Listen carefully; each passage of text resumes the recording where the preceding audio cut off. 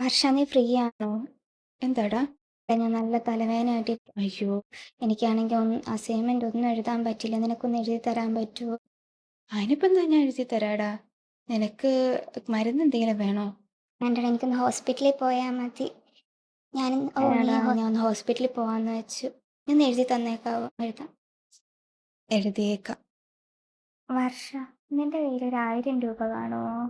1000ഓ? നോക്കട്ടെ, ഒരു മിനിറ്റ്.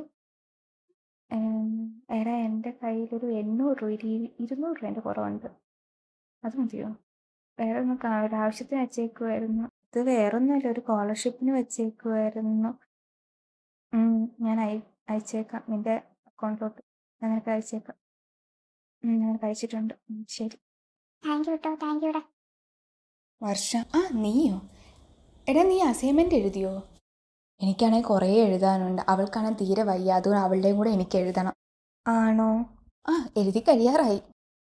എടാ, ഞാൻ അനുവിനും ബോയ് ഫ്രണ്ടിൻ്റെ കൂടെ കണ്ടു. അനുവിനെയോ? അവളെന്തോ പാർക്കിൽ ഇരിക്കുന്നതാണ്. അവളാകാൻ ചാൻസില്ല. അവൾ ഹോസ്പിറ്റലിൽ പോകാമെന്ന് എൻ്റെ അടുത്ത് പറഞ്ഞു. അതൊന്നും എനിക്കറിയത്തില്ല. അവളുടെ ബോയ് ഫ്രണ്ടുമായിട്ട് പാർക്കിൽ ഇരിക്കുന്നത് ഞാൻ കണ്ടു. നീ എന്തായാലും ഒന്ന് ശ്രദ്ധിച്ച്. ഇത് ഞാൻ പറഞ്ഞു, ഞാൻ പറയത്തൊന്നുമില്ല. അല്ല, ഞാൻ പറയുമായിരുന്നു. ഞാൻ പറഞ്ഞൊന്നും നീ പറയാൻ നിൽക്കണ്ട.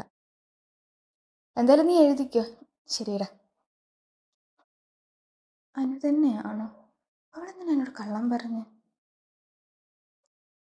അവളിങ്ങി വരട്ടെ.